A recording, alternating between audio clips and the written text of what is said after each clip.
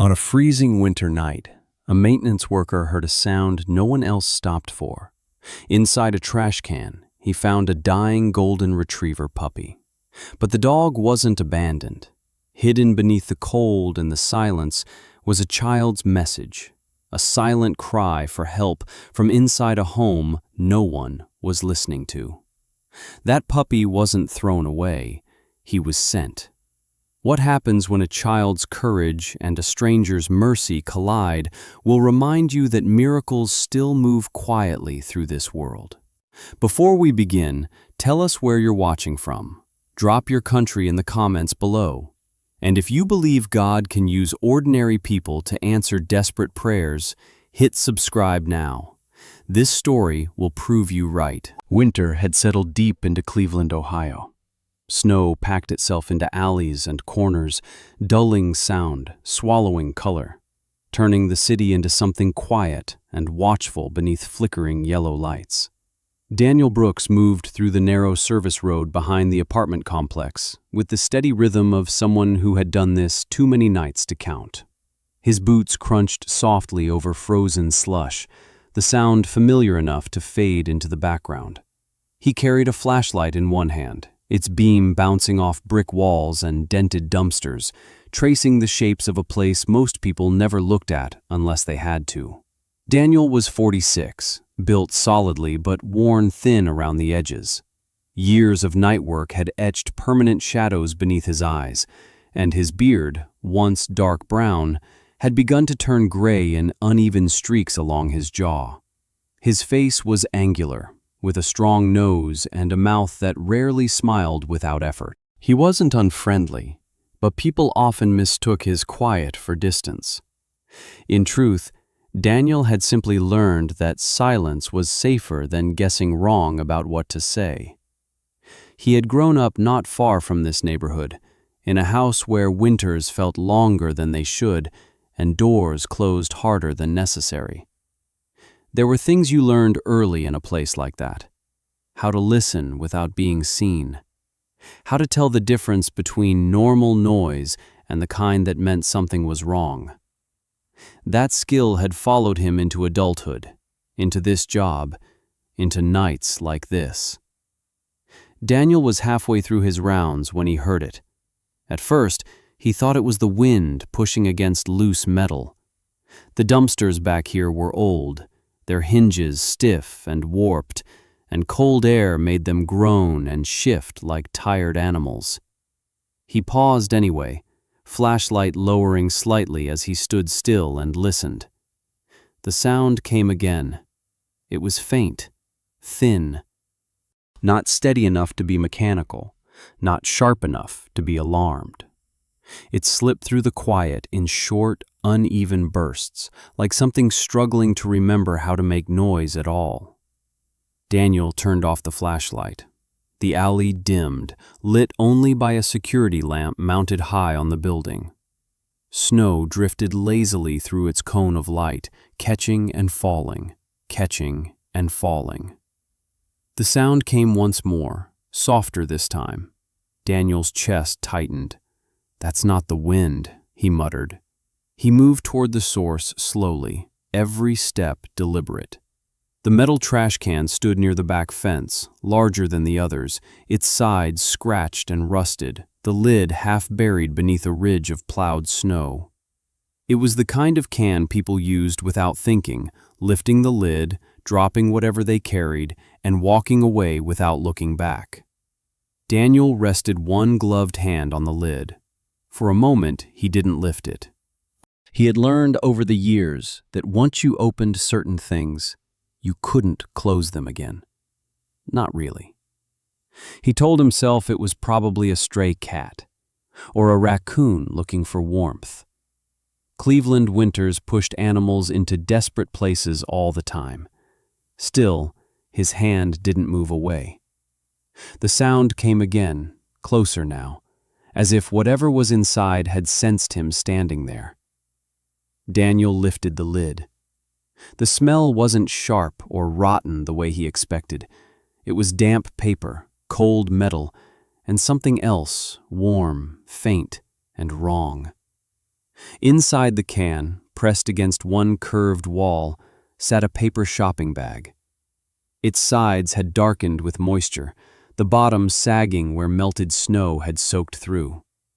The bag trembled. Daniel crouched immediately, setting the lid back so it wouldn't slam shut. His movements slowed, careful in the way people get when they realize they're standing too close to something fragile. "Hey," he said quietly, unsure who he was talking to. "Easy." He peeled the top of the bag open. A small body lay curled inside. It was a puppy, golden retriever, Daniel thought distantly, though the usual warm color had dulled into a pale, dirty yellow under grime and wet fur. The puppy couldn't have been more than 2 months old. Its ears were pressed tight against its head, not floppy and curious the way they should have been, but drawn in as if bracing for something. Its ribs showed clearly beneath the thin skin, each shallow breath lifting them just enough to count. The puppy's eyes opened halfway. They were dark, glossy, and too tired to hold fear. That was what unsettled Daniel most. Animals this young usually reacted fast crying, wriggling, trying to get away. This one barely moved. It made a small sound, not a bark or a whine, just a soft, broken breath that seemed to cost it more than it could afford. Daniel swallowed. "Okay," he murmured. His voice came out rougher than he meant it to. "Okay, I've got you." He slid his hands beneath the puppy, surprised again by how little weight there was. The puppy felt like it might dissolve if he held it wrong. He tucked it carefully against his chest, inside his coat, letting the thin warmth of its body seep through the layers of fabric. Its heartbeat fluttered against him, fast, uneven, but there. Daniel exhaled slowly. He had felt that kind of heartbeat before, years ago, pressed against his ribs when he was small and afraid and listening to the world outside a locked bedroom door. He didn't think about that often. He didn't need to. The puppy shifted slightly, its nose pressing weakly into the fold of his jacket, as if instinct alone told it that this was warmer than where it had been. Daniel stood, his joints protesting as he straightened. Snow had begun to fall again, light but steady, dusting his shoulders and the lid of the trash can behind him. He took one step away, then stopped. Something inside the can caught his eye. At the very bottom, beneath crushed cups and cardboard darkened with slush, there was something else.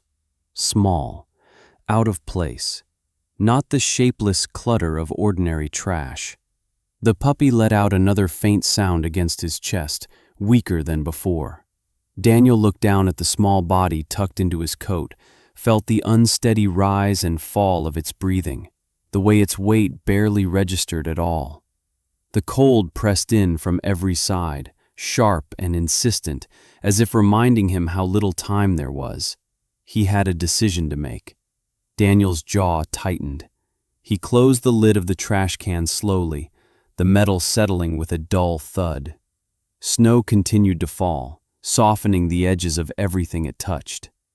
Without looking back again, Daniel turned and walked toward his truck. Daniel drove with both hands tight on the steering wheel, his shoulders hunched as if the cold could still reach him inside the cab.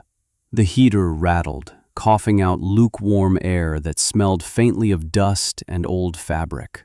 Snow streaked past the windshield in thin, slanted lines, blurring the city into a smear of gray and orange light. Inside his coat, pressed against his chest, the puppy was frighteningly still. Every red light felt like an accusation.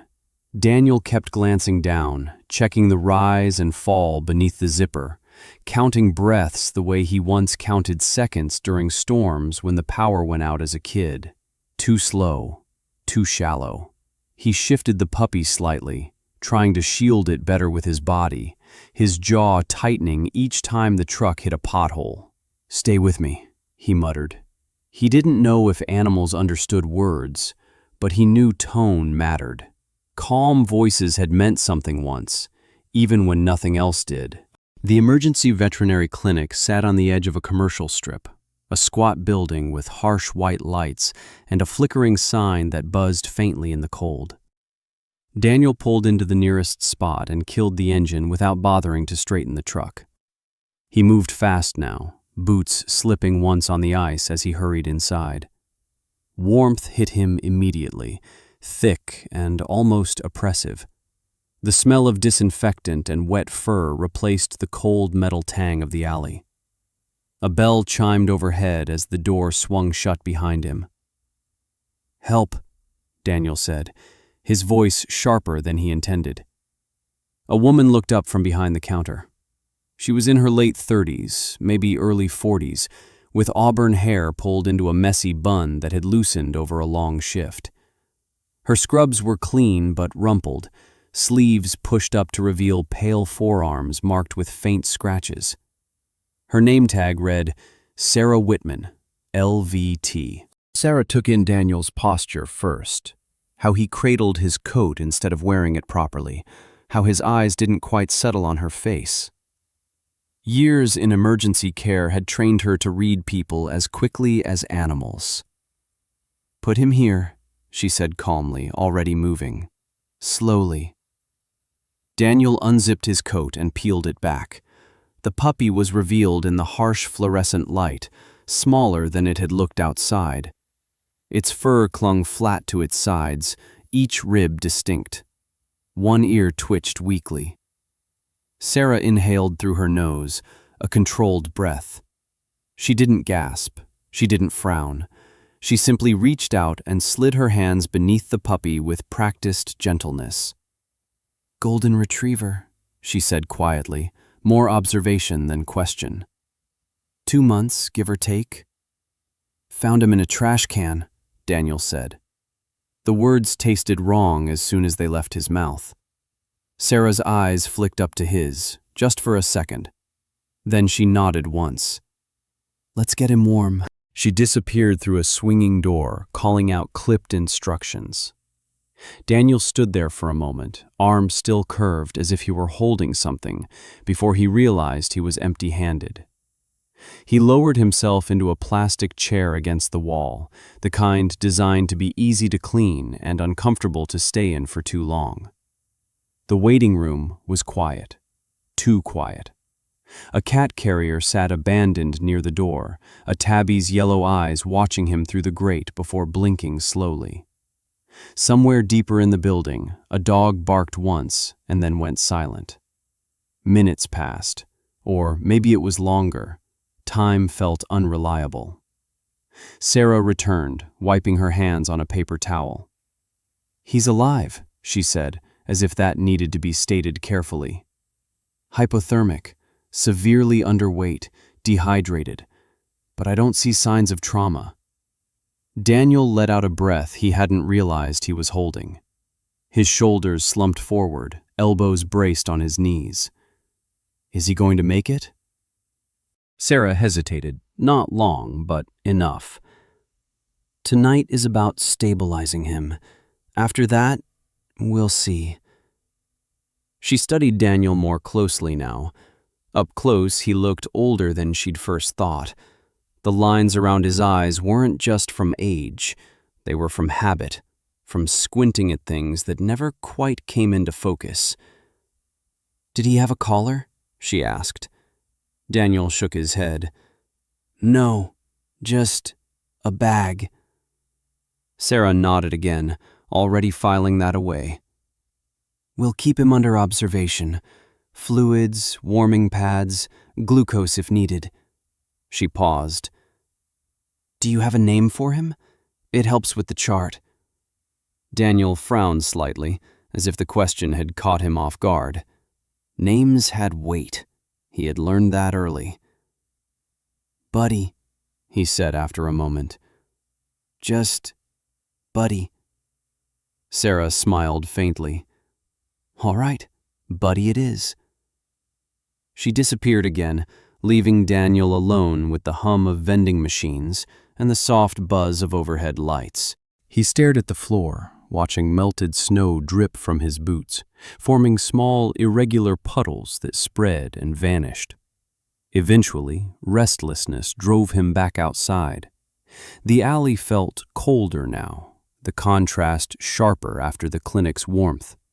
Daniel pulled his coat tighter around himself as he walked back toward the apartment complex.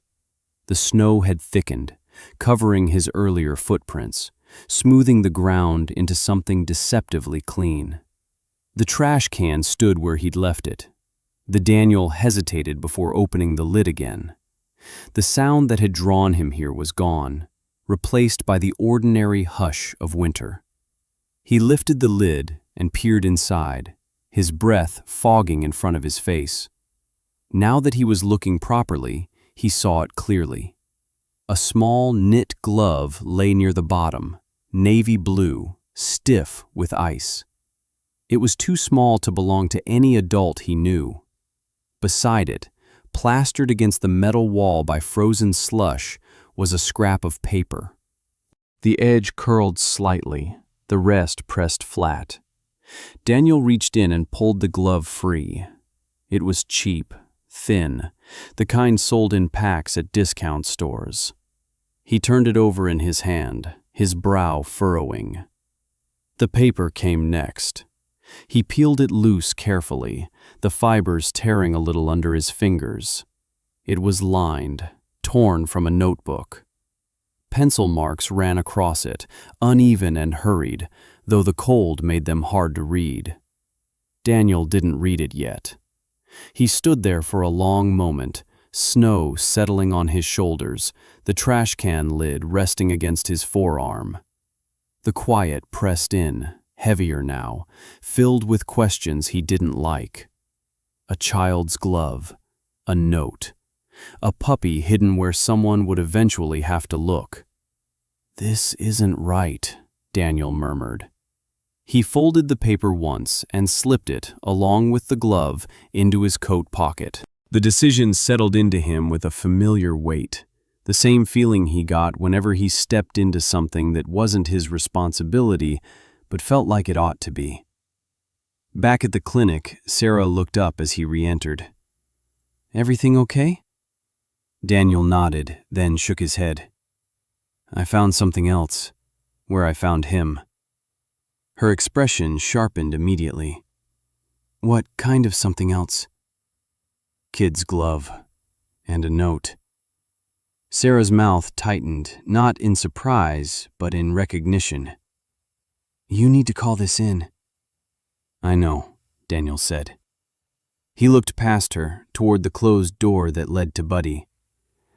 "I just wanted to be sure I wasn't overreacting." Sarah studied him for a second longer, then nodded. "You're not." Daniel stepped back outside, the clinic door hissing shut behind him. He pulled his phone from his pocket, the screen glowing starkly in the dark. His thumb hovered over the keypad. He thought of the puppy's weight, or lack of it. Thought of the glove, small enough to fit in one hand. Thought of how quiet the alley had been. Daniel dialed the non-emergency police line. As the phone rang, he leaned against the brick wall, snow brushing his shoulders, and waited for someone to answer. By the time the patrol cars arrived, the alley no longer felt like a forgotten strip of concrete behind an aging apartment block. Red and blue lights washed over the snow, turning it purple, then black, then red again. Yellow tape stretched between the dumpsters and the chain-link fence, fluttering weakly in the cold wind. What had been a place people avoided now demanded attention. Daniel Brooks stood a few steps back, hands shoved deep into his coat pockets, shoulders squared as if bracing against more than the weather. He had given his statement once already over the phone, but saying something aloud and watching it become real were different things. Each time the trash can lid was lifted again, the metallic clang made his jaw tighten. One of the officers crouched near the can, photographing the interior with deliberate precision.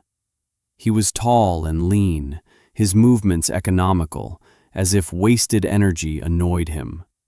His name tag read Officer Mark Reynolds. Reynolds looked to be in his early 40s, his dark hair clipped short, his jaw clean-shaven except for a permanent shadow that suggested he rarely had time to shave twice in a day. His expression was controlled, professional, but his eyes missed very little. "Mr. Brooks," Reynolds said, rising and approaching Daniel. His voice was even, calm, the kind meant to keep people from unraveling. "I'm going to ask you to walk me through exactly what you saw. Again, same order." Daniel nodded. He spoke carefully, choosing each word as if it might be weighed later. He described the sound, the bag, the puppy. He described the moment he noticed something else at the bottom of the can. When he reached that point, Reynolds raised a hand slightly. "You didn't remove it then?" "No," Daniel said. "I left. The dog needed help." Reynolds nodded once, as if he'd expected that answer. "You did the right thing." Another officer joined them, a woman, shorter than Reynolds, bundled deep into her winter jacket. Officer Lena Morales had a rounder face, olive skin reddened by the cold, and dark hair tucked beneath her cap. She carried a tablet instead of a notebook, tapping notes with quick, efficient movements. Morales glanced at Daniel with a look that was gentler but no less sharp. "We pulled the building's security footage," she said, "from the rear entrance and the lot." They led Daniel a few steps closer to the patrol car where a laptop sat open on the hood, shielded from the snow. Reynolds tapped the screen, and grainy footage flickered to life. The alley appeared, empty at first. Then a small figure entered the frame. Daniel leaned forward without realizing it. The figure was a child, bundled in a coat too large for their frame, the sleeves hanging past the hands. A knit hat sat crooked on their head. The child paused near the trash can, glancing back over one shoulder as if listening for something. Then, with visible effort, they lifted the lid and struggled to place something inside. A bag. The child hesitated, hands lingering on the edge of the can, then closed the lid quickly and ran. The movement was frantic, uncoordinated, the run of someone not thinking about speed but escape. Daniel felt a hollow sensation open in his chest. Morales paused the video. "Timestamp puts this at 11:42 p.m. Reynolds nodded. "Same minute we got a 911 call from this address." He glanced at Daniel. Call was disconnected almost immediately. No voice, no follow-up. Daniel rubbed his palms together, more out of habit than cold. "So the kid was trying to get someone's attention," Morales finished quietly. They rewound the footage, replaying it once more. Daniel noticed things he hadn't the first time. How the child flinched when a light flicked on in a nearby window. How they didn't look back after running, not even once. Reynolds closed the laptop. "The puppy isn't the crime," he said. "It's the message." Daniel swallowed. He thought of the glove, stiff with ice in his pocket. Thought of the note he still hadn't read fully, its pencil marks faint and uneven. "Where's the kid now?" Daniel asked. Morales exchanged a look with Reynolds. "That's what we're figuring out." They followed the tape line to the building's rear entrance.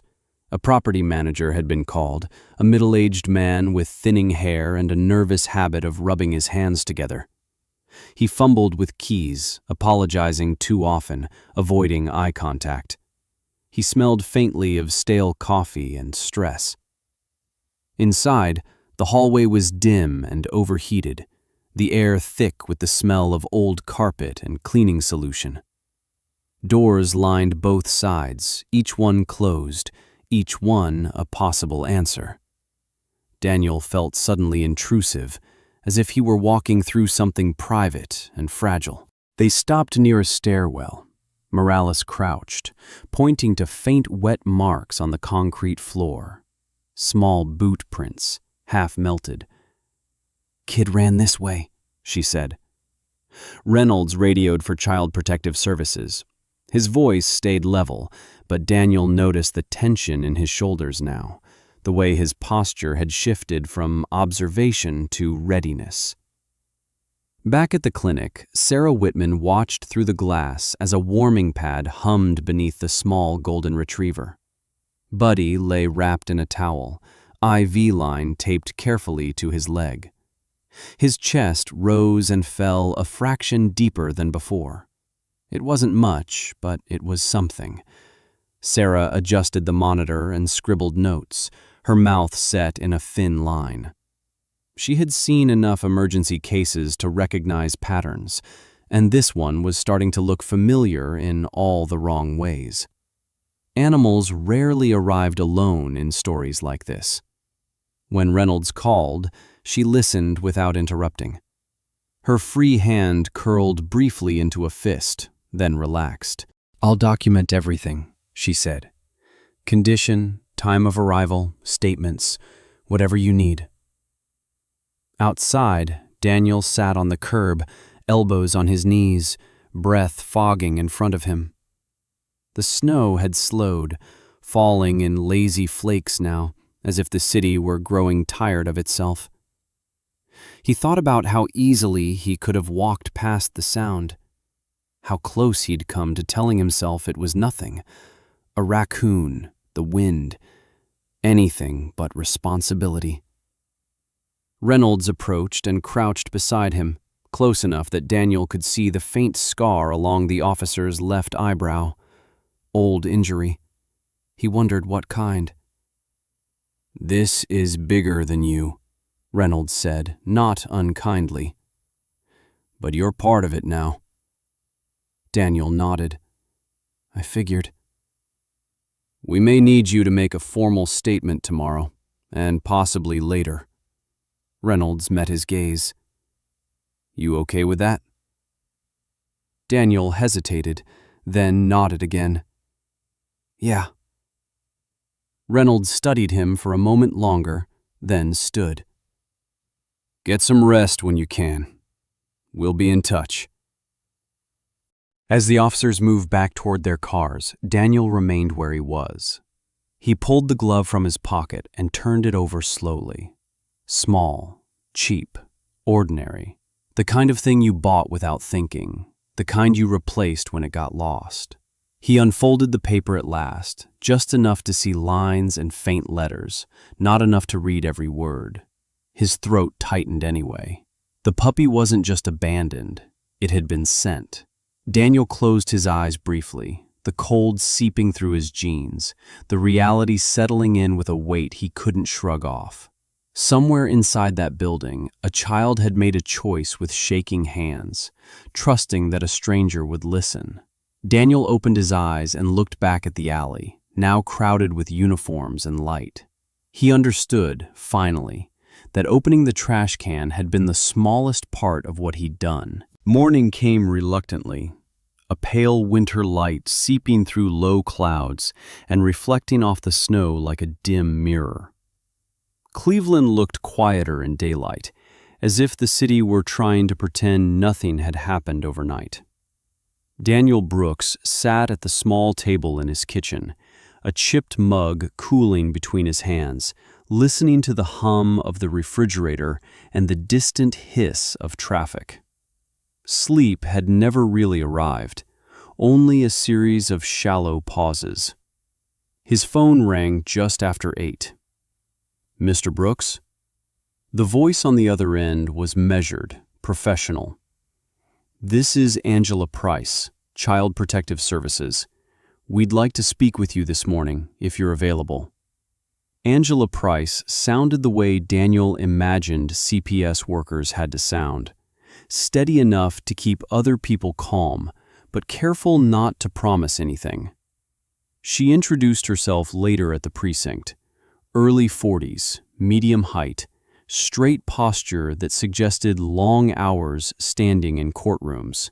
Her hair was dark, and cut just above the shoulders, practical without being severe. Her face carried the faint lines of someone who listened more than she spoke, eyes alert but not unkind. Daniel nodded. "I can come now." At the station, the air smelled of coffee and paper. Officer Reynolds greeted Daniel with a brief nod, then led him to a small interview room. Angela sat across from him, a thin folder already open on the table. She didn't rush. She didn't soften her voice either. "We recovered the items you mentioned," she said, "from the trash can." Daniel's throat tightened. "The glove and the paper." Angela slid a photocopy across the table. It was a page torn from a school notebook, the ruled lines faint beneath smudged pencil marks. At the top, written in uneven block letters, was a name. Lucas, grade 3. Daniel stared at it longer than necessary. He had known, somehow, that the note belonged to a child. Seeing the proof felt heavier. Angela spoke gently. "Would you like me to read it aloud, or would you prefer to read it yourself?" "I can read," Daniel said. The handwriting wobbled, letters uneven in size and spacing, some pressed too hard into the paper, others barely visible. "If someone finds him, please call the police. I tried before, but they made me hang up. He cries and they get mad. He is good. Please don't bring him back." Daniel's hands curled into fists beneath the table. The room felt smaller. "This was written by a 9-year-old boy," Angela said quietly. "Lucas Martinez. He lives in the building behind the alley." Reynolds leaned against the wall, arms folded, his expression tight. "We ran the address. There have been multiple noise complaints from that unit. Nothing that stuck." Angela nodded. "Lucas lives with his mother and her boyfriend. The boyfriend has a prior record, assault charges from several years back. No active warrants." Daniel looked up. "So the kid was trying to make noise where adults would have to respond," Angela finished. "The trash can was outside, public, visible. He believed someone would open it." Daniel swallowed. The logic was devastating in its simplicity. They walked to the clinic together. Sarah Whitman met them near the treatment area, her auburn hair still pulled back, her eyes rimmed with the fatigue of a long night. She greeted Angela with a professional nod. "Buddy's stable," Sarah said. "Still weak, but responding. He ate a few drops of glucose this morning." Angela smiled faintly. "Thank you." Sarah glanced at Daniel, then back to Angela. "He's lucky he was found." Angela's gaze softened for a moment. "So is Lucas." They stood quietly by the glass, watching the small golden retriever puppy breathe beneath a towel. His fur had been cleaned, revealing a warmer shade of gold beneath the grime. He twitched once, paws flexing in his sleep. Daniel felt something twist inside his chest. "He didn't put the dog there to get rid of him," he said, more statement than question. "No," Angela replied. "He put him there to be heard." Later that afternoon, Daniel was asked to accompany CPS back to the apartment building. He hesitated only a second before agreeing. The snow had been shoveled from the sidewalks now, leaving wet concrete and salt stains.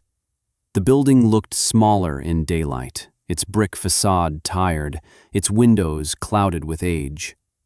They climbed the stairs to the 3rd floor. Angela walked ahead, her pace calm but purposeful. Reynolds followed, hand resting near his radio. The door opened after the 2nd knock. Lucas stood there, half hidden behind the doorframe.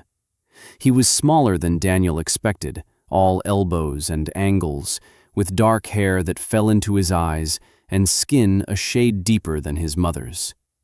He wore a sweatshirt 2 sizes too big, the cuffs frayed. His eyes flicked from Angela to Reynolds, then settled briefly on Daniel before dropping to the floor. Lucas's mother appeared behind him, her face pale and drawn. She looked exhausted in the way people do when fear and denial have taken turns keeping them awake. She didn't argue when Angela explained why they were there. The boyfriend wasn't home. Angela knelt in front of Lucas, lowering herself to his level. "Hi, Lucas. My name is Angela. We just want to talk for a minute." Lucas nodded once, barely. They sat at the small kitchen table. The apartment smelled faintly of burnt coffee and old takeout. Lucas kept his hands in his sleeves, shoulders hunched, as if bracing for impact even now. Angela spoke softly. "Do you know why we're here?" Lucas hesitated. Then he nodded again. "Because of him," he said, barely audible. "Who is him?" Angela asked. Lucas glanced toward Daniel. "The puppy." Daniel felt his chest tighten. "I found him," he said gently. "You did the right thing." Lucas looked up then, really looked, his eyes wide and searching. "Is he okay?" "He's getting better," Daniel said. "He's warm.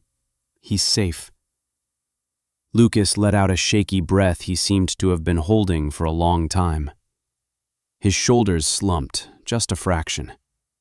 Angela slid the notebook page across the table. "You wrote this?" Lucas nodded. "I didn't know what else to do. They don't like noise." Daniel thought of the alley, of how quiet it had been, how easily the sound could have been missed. "You were very brave," Angela said. Lucas shook his head. "I was scared." "Those things can be true at the same time," Angela replied. Later, after arrangements were made and Lucas was escorted out with Angela, Daniel stood alone in the hallway, staring at the scuffed linoleum floor. He felt hollowed out, like something essential had been removed and replaced with responsibility. Reynolds joined him. "You understand what this means, right?" Daniel nodded. "Yeah." "You'll be a witness," Reynolds said. "Your statement matters." Daniel thought of the trash can lid in his hands, the weight of the puppy, the pencil marks on the paper. "I know." Back at the clinic, Sarah caught Daniel as he was leaving. "You did good," she said simply. Daniel looked back at the room where Buddy slept, small and breathing, alive because someone had decided not to walk past a sound. "So did he," Daniel said. The letter from Child Protective Services arrived on a gray afternoon, the kind of winter day when the sky seemed to press low against the rooftops. Daniel Brooks stood in his kitchen with the envelope unopened, snowmelt dripping from his boots onto the cracked linoleum. He already knew what it would say. The weight of it had been following him since the night he opened the trash can. Daniel was not a man who enjoyed attention. His face, with its sharp angles and weathered lines, carried a natural severity that made people assume he wanted to be left alone. The salt and pepper beard along his jaw framed a mouth that rarely smiled unless he meant it. Years of keeping his head down at work, in neighborhoods where curiosity came with consequences, had shaped him into someone who valued quiet above almost everything else. The letter asked him to appear as a formal witness. He folded it carefully and set it on the table, palms resting flat on either side, as if the paper might try to escape. Across town, in the veterinary clinic, Buddy was learning how to sleep without shivering. The golden retriever puppy lay curled in a padded kennel, a thin blanket tucked around his narrow body. His fur had begun to fluff again, pale gold replacing the dull, matted yellow. At just over 2 months old, he was still impossibly small, his paws oversized for his legs, his ears floppy and undecided about whether to stand or fall. Sarah Whitman adjusted the IV line and watched him breathe. She was tall and lean, her movements precise, her auburn hair tied back so tightly it revealed the pale freckle dusting across her cheeks. Long shifts had taught her to compartmentalize, but even she found herself lingering longer than necessary by Buddy's kennel. Puppies usually came in with people who wanted them back. This one had come in carrying something heavier than illness. "He's a fighter," she murmured, mostly to herself. Daniel visited every evening after work. He stood awkwardly beside the kennel, hands in his pockets, unsure where he belonged now that he was part of something official. Buddy had started to recognize him. When Daniel leaned closer, the puppy's tail gave a weak but unmistakable wag, tapping softly against the bedding. That small motion made the rest of the world feel very far away. Not everyone saw it that way. By the end of the week, word had spread through the building. People talked in stairwells and laundry rooms, voices dropping when Daniel passed. Some looks held sympathy, others carried irritation. A few neighbors avoided him altogether, as if involvement were contagious. Mrs. Kowalski from the second floor stopped him near the mailboxes one evening. She was a short, sharp-eyed woman with dyed blonde hair and a permanent frown carved into her face. "You didn't have to make such a big deal," she said, arms crossed tightly over her chest. "People have problems. Calling police just makes it worse." Daniel met her gaze evenly. "Sometimes it makes it stop." She huffed and walked away. The property manager called him into the office the next morning. The man's tie was crooked, his fingers stained with ink from paperwork he never quite finished. "Daniel," he said carefully, "this building doesn't need attention like this. Inspectors, social services, it's complicated." Daniel nodded. "I didn't plan it." "Well," the manager sighed, "just understand things might get uncomfortable." Daniel left without responding. Uncomfortable had never been enough of a reason for him to look away. The CPS meeting was held in a beige room with no windows and a table scarred by years of anxious tapping. Angela Price sat across from Daniel, posture straight, hands folded. She looked tired but focused, the kind of tired that came from carrying too many stories at once. "You're not in trouble," she said, as if she'd said it many times before. "But your cooperation is essential." Daniel nodded. "I'll tell you what I saw." "And what you heard," Angela added gently. They talked through timelines and details, the sound, the bag, the hesitation, the choice. Daniel found himself reliving the moment again and again, each retelling sharpening the memory instead of dulling it. "There's one more thing," Angela said when they finished. "Because you were the reporting witness, custody of the puppy may be affected." Daniel's brow furrowed. "Affected how?" "In cases involving minors," she explained, "animals can be considered part of the investigation. Evidence, protective factors. We don't yet know where Buddy will be placed long-term." Daniel felt something cold settle in his stomach. "I wasn't planning to—" He stopped, realizing he didn't know how to finish that sentence. Angela watched him carefully. "I'm not saying you won't be able to keep him.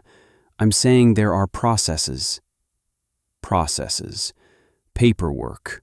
Rooms like this. That night, Daniel stood outside the clinic longer than usual, hands shoved deep into his coat, staring at the glass door. Buddy slept inside, warm and safe, unaware of the conversations orbiting his small life. Inside a different building, across the city, Lucas sat on the edge of a bed that wasn't his own. His aunt's apartment smelled like lemon cleaner and something baking in the oven. It was quieter here. No sudden footsteps, no raised voices. Lucas held his hands together, fingers twisting the cuffs of his sleeves. The absence of fear felt unfamiliar, like a sound he had been bracing for that never came. When his aunt asked if he wanted hot chocolate, he nodded, then paused. "Is the puppy okay?" he asked. She smiled softly. "Yes." "They told me he is." Lucas let out a breath he hadn't realized he was holding. For the first time in days, his shoulders relaxed. Back at the clinic, Buddy woke and whimpered softly. Sarah stepped in, offering a finger for him to sniff. His nose was cool now, damp and curious instead of dry and cracked. He nudged her hand, then settled again. "He's stabilizing," she told Daniel later. "Still has a long way to go, but he's choosing to stay." Daniel sat in the plastic chair beside the kennel, eyes fixed on the small rise and fall of Buddy's chest. Choosing to stay. He knew something about that, too. When the official request came for him to testify, Daniel signed without hesitation. The pen felt heavier than it should have, the ink marking more than a name. He understood now that the quiet life he'd protected so carefully was already gone. And somehow, he didn't regret it. That evening, as he left the clinic, Sarah walked him to the door. "Whatever happens," she said, "you did the right thing." Daniel nodded once. Outside, the snow had begun to fall again, light and steady, covering the city in a clean layer that hid nothing underneath. He pulled his coat tighter and headed for his truck, aware that from this point on, there was no version of the story where he simply went back to how things were. The courthouse was warmer than Daniel expected. Not physically, those old buildings never quite held heat, but in the way voices echoed softly instead of sharply, in the way people moved with restraint rather than urgency. Winter light filtered through tall windows, pale and diffused, settling on polished wood and worn benches. Daniel Brooks sat in the second row, hands folded, spine straight, feeling as if any movement might draw attention he didn't want. He wore his only suit, charcoal gray and a little loose at the shoulders. The jacket softened the hard lines of his frame, but couldn't hide them entirely. His beard had been trimmed that morning, the silver along his jaw more pronounced than he remembered. He looked like a man who belonged here and didn't at the same time, someone used to fixing broken hinges and leaky pipes, now waiting for strangers to decide the shape of his future. Buddy wasn't allowed inside the courtroom, but Daniel felt him anyway. The memory of the puppy's weight, or near lack of it, sat heavy in his chest. Across the aisle, Angela Price sat with a thin stack of files, her posture calm, professional. She gave Daniel a brief nod when their eyes met. Nearby, Officer Reynolds leaned against the wall, arms crossed, face unreadable but present. Daniel had learned that presence mattered more than reassurance. When the judge entered, the room rose and fell again into stillness. The case moved quickly. Facts were stated plainly, stripped of emotion. The timeline, the footage, the note written in uneven pencil, the veterinary reports documenting hypothermia, malnutrition, recovery. Angela spoke clearly, carefully, her words measured not to accuse, but to explain. She described Lucas's situation without embellishment, emphasizing what the evidence showed and what it did not. When Daniel was called to speak, he stood and told the truth exactly as it had happened. The sound, the bag, the pause, the choice. He didn't dramatize it. He didn't need to. The judge listened, chin resting on one hand, eyes steady. When she spoke, her voice carried authority without cruelty. The court recognizes that the placement of the animal in this case was not an act of abandonment, she said. It was an act of distress by a minor seeking intervention. Daniel felt his shoulders loosen slightly. The animal is not evidence of criminal neglect, the judge continued. It is evidence of a child's attempt to be heard. The words settled into the room, quiet and final. Custody decisions followed. Lucas would remain with family under CPS supervision. The home he'd been removed from would not regain custody. As for the puppy, the judge glanced briefly at the file, then at Daniel. "Mr. Brooks," she said, "your request to adopt has been reviewed. Given the circumstances and the veterinary testimony, the court approves the transfer of ownership." Once, sharply, afraid that anything more might crack something open. Outside, the cold hit him again, sharp and familiar. Snow had fallen overnight, smoothing the city into clean lines that hid nothing underneath. Angela joined him on the courthouse steps. "You did well," she said. Daniel exhaled. So did Lucas. Angela smiled faintly. "Yes, he did." Lucas was already gone by the time Daniel reached the clinic later that afternoon. Sarah Whitman met him at the door, her tall frame relaxed for the first time in days. Her auburn hair was loose now, falling in soft waves around her shoulders, freckles more visible against her pale skin in the afternoon light. "He's with his aunt," she said, "settling in." Daniel nodded. "Good." "And Buddy," Sarah added, turning, "is ready." She led him to the recovery room.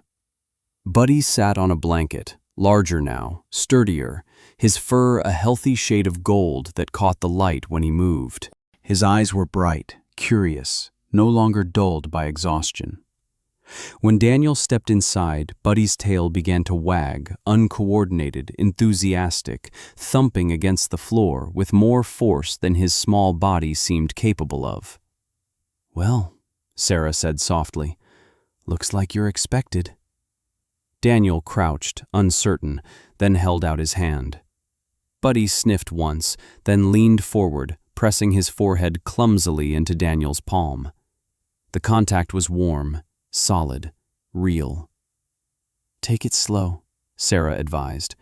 "He's still young, still learning that the world doesn't end suddenly." Daniel nodded. He understood that kind of learning. The weeks that followed passed quietly. Winter loosened its grip day by day. Snow melted into slush, then disappeared altogether, leaving wet pavement and early hints of spring. Daniel's apartment changed in small ways: an extra bowl in the kitchen, a blanket folded near the couch, chew marks appearing along the edge of a chair leg. Buddy grew fast. His legs lengthened, his paws grew into themselves. He learned the sound of Daniel's keys, the rhythm of his footsteps on the stairs. Each morning, he sat by the window, ears perked, watching the parking lot below as if waiting for something to happen. Daniel noticed it the first time without thinking much of it. By the second week, he understood. Buddy wasn't waiting for cars. He was watching the space where the trash can used to be. Daniel stood behind him, coffee cooling in his hands, and felt the quiet weight of that realization. The past didn't vanish just because things improved. It stayed, reshaped, asking to be acknowledged. One evening, Daniel received a message from Angela. A brief update. Lucas was doing well, sleeping through the night, laughing more. No further contact with the old address. Daniel read it twice, then set the phone down. Later, as he sat on the couch, Buddy climbed beside him, awkward and trusting, and settled against his side. His breathing was slow and steady now, the rhythm of a body that expected tomorrow. Daniel rested a hand on the puppy's back, feeling the warmth there, the proof of life that had come from a single decision in a frozen alley. He understood then what had been saved. Not just a dog, not just a child, but the fragile belief that small actions mattered, that listening mattered, that sometimes the difference between silence and survival was one person willing to stop and open a lid. Outside, the last of the winter's snow melted into the street and was carried away by the drains, leaving the city changed in ways most people would never notice. Daniel watched Buddy breathe and knew that night would always be with him, not as a burden, but as a reminder. Sometimes miracles don't arrive with thunder or light from the sky. Sometimes they sound like a soft cry that almost gets lost in the noise of an ordinary night. Maybe God doesn't always change the world all at once. Maybe He places a small life in our path and waits to see who will stop, who will listen, and who will choose mercy over convenience. In our everyday lives, we pass many moments like that. A sound we could ignore. A person who needs help but doesn't know how to ask. A choice that feels small but isn't. If this story moved you, share it. You never know who might need the reminder that kindness still matters. Leave a comment below and tell us where you're watching from. And if you believe that no life is forgotten in God's eyes, human or animal, please subscribe to the channel and help us tell more stories like this. May God bless you, protect you, and guide your steps. And may He give us the courage to stop, to listen, and to open the lid when it matters most.